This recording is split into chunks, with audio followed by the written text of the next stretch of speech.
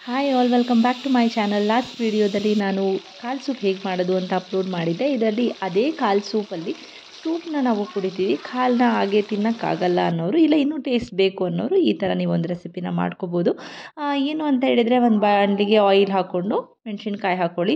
ಅದ್ರ ಜೊತೆ ನಿಮಗೆ ಆನಿಯನ್ ನಾನು 8 ಕಾಳು ತೊಗೊಂಡಿರೋದ್ರಿಂದ ಒಂದು 4 ಆನಿಯನ್ನ ತೊಗೊಂಡಿದ್ದೀವಿ.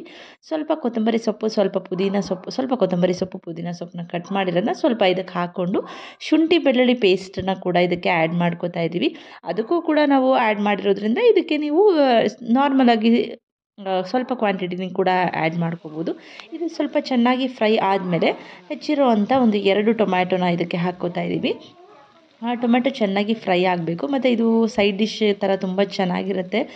ಎಲ್ಲದಕ್ಕೂ ಕೂಡ ರೊಟ್ಟಿಗೆ ತುಂಬ ಚೆನ್ನಾಗಿ ಅನಿಸುತ್ತೆ ನಿಮಗೆ. ಸ್ವಲ್ಪ ಪೆಪ್ಪರ್ ಪೌಡರ್ ಕೂಡ ಆ್ಯಡ್ ಮಾಡ್ಕೋತಾ ಇದ್ದೀವಿ. ರೊಟ್ಟಿಗಿರ್ಬೋದು, ಚಪಾತಿಗಿರ್ಬೋದು, ಮತ್ತು ನಿಮಗೆ ನಾರ್ಮಲಾಗಿ ರಸಮ್ ಆ ಥರ ಏನಾದರೂ ಮಾಡ್ಕೊಂಡಾಗ ಕೂಡ ಸೈಡ್ ಡಿಶ್ ಆಗಿ ತುಂಬ ಟೇಸ್ಟಿಯಾಗಿರುತ್ತೆ. ಇದೊಂದು ಸತಿ ಟ್ರೈ ಮಾಡಿ, ಖಂಡಿತವಾಗ್ಲೂ ಎಲ್ಲರಿಗೂ ಕೂಡ ಇಷ್ಟ ಆಗುತ್ತೆ. ಆಮೇಲೆ ನಿಮಗೆ ರುಚಿಗೆ ತಕ್ಕಷ್ಟು ಖಾರ ಪುಡಿನ ಹಾಕ್ಕೋಬೋದು. ಖಾರ ನಿಮಗೆ ಎಷ್ಟು ಬೇಕು ನೋಡಿಕೊಂಡು ಹಾಕ್ಕೋಬೋದು. ನಾವಿಲ್ಲಿ 1 ಸ್ಪೂನ್ ಖಾರ ಪುಡಿ ಹಾಕ್ಕೊಂಡಿದ್ದೀವಿ, 1 ಸ್ಪೂನಷ್ಟು ಧನಿಯಾ ಪೌಡರ್ ಕೂಡ ಹಾಕ್ಕೊಂಡಿದ್ದೀವಿ. ಇದಾದಮೇಲೆ ಸ್ವಲ್ಪ ಒಂದು ಅರ್ಧ ಹಿಡಿಯಷ್ಟು ಪುದೀನ ಸೊಪ್ಪು ಮತ್ತು ಕೊತ್ತಂಬರಿ ಸೊಪ್ಪನ್ನ ಕಟ್ ಮಾಡಿಕೊಂಡು ಸ್ವಲ್ಪ ಆವಾಗಲೇ ಒಗ್ಗರಣೆಗೆ ಒಂಚೂರು ಹಾಕಿದ್ವಿ. ಇನ್ನು ಉಳಿದಿದ್ದನ್ನೆಲ್ಲನೂ ಇವಾಗ ಹಾಕ್ಕೊಂಡ್ರೆ ಆಯಿತು. ಈಗ ಹಾಕ್ಕೊಂಡು ಆದಮೇಲೆ ಸ್ವಲ್ಪ ಇದು ಜಾಸ್ತಿ ಮಿಕ್ಸ್ ಮಾಡಬೇಕಾದ್ರೆ ತಳ ಹಿಡಿತಾ ಇರುತ್ತೆ. ಆವಾಗವಾಗ ನೋಡಿಕೊಂಡು ಮಿಕ್ಸ್ ಮಾಡ್ಕೋತಾ ಇರಿ. ಇದು ಚೆನ್ನಾಗಿ ಮಿಕ್ಸ್ ಆದಮೇಲೆ ಇವಾಗ ನಾವು ಚೆನ್ನಾಗಿ ವಿಷಲ್ ಹಾಕಿಸಿ ಎತ್ತಿಟ್ಕೊಂಡಿರೋ ಅಂಥ ಕಾಳನ್ನ ಕೂಡ ಇದಕ್ಕೆ ಟ್ರಾನ್ಸ್ಫರ್ ಮಾಡ್ಕೋಬೇಕು. ಅದಕ್ಕಿಂತ ಮುಂಚೆ ನಾವು ರುಚಿಗೆ ತಕ್ಕಷ್ಟು ಉಪ್ಪನ್ನ ಕೂಡ ಆ್ಯಡ್ ಮಾಡ್ಕೋಬೋದು. ಉಪ್ಪನ್ನ ನಾವು ಕಾಲಿಗೂ ಹಾಕಿರೋದ್ರಿಂದ ಇದಕ್ಕೆ ಎಷ್ಟು ಬೇಕಾಗುತ್ತೆ ಅಷ್ಟು ನೋಡಿಕೊಂಡು ಹಾಕ್ಕೊಂಡ್ರೆ ಆಯಿತು. ನೋಡಿ, ಇವಾಗ ರಸ ಎಲ್ಲ ತೆಗ್ದಿದ್ದೀವಿ.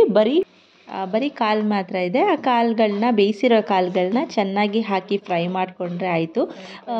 ಇಷ್ಟೇ, ತುಂಬ ಸಿಂಪಲ್, ತುಂಬ ಟೇಸ್ಟಿಯಾಗಿರುತ್ತೆ. ಸಿಂಪಲ್ ಆಗಿದ್ರೂ ಕೂಡ ಟೇಸ್ಟ್ ಮಾತ್ರ ತುಂಬ ಚೆನ್ನಾಗಿರುತ್ತೆ. ನಮ್ಮ ಮನೇಲಿ ಕಾಲು ಸೂಪ್ ಮಾಡಿದರೆ ಇದನ್ನು ಈ ಥರ ಫ್ರೈ ಮಾಡೋದು ಮಾತ್ರ ಮಿಸ್ಸೇ ಮಾಡೋದಿಲ್ಲ. ಯಾಕೆಂದರೆ ಎಲ್ಲರಿಗೂ ಕೂಡ ಇಷ್ಟ, ಎಲ್ಲರಿಗೂ ಕೂಡ ತುಂಬ ಇಷ್ಟ ಆಗುತ್ತೆ. ಮಕ್ಕಳು ಕೂಡ ತುಂಬ ಆಸೆಪಟ್ಟು ತಿಂತಾರೆ ಅಂತ ಹೇಳ್ತಾ ಈ ವಿಡಿಯೋನ ಇಲ್ಲಿಗೆ ಏನು ಮಾಡ್ತಾ ಇದ್ದೀನಿ. ನೆಕ್ಸ್ಟ್ ವಿಡಿಯೋದಲ್ಲಿ ತಲೆಕಾಲು ಸಾರು ಹೇಗೆ ಮಾಡೋದು ಅಂತ ನಿಮಗೆ ತೋರಿಸ್ತೀನಿ. ಅದು ನಮ್ಮಮ್ಮ ಮಾಡಿರೋ ಸ್ಟೈಲಲ್ಲಿ. Thank you all.